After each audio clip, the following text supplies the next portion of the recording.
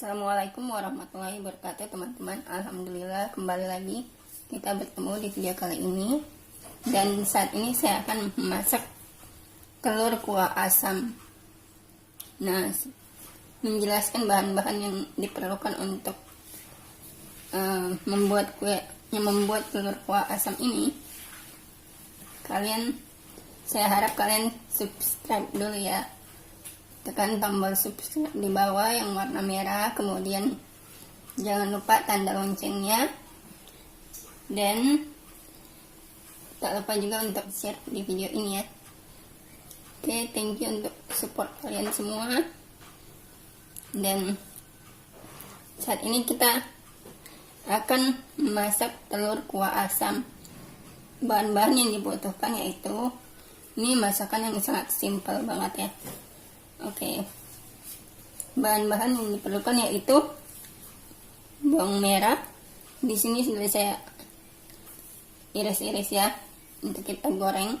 Kemudian ada 1 buah telur dan garam secukupnya, dan tentu saja air kuah asamnya.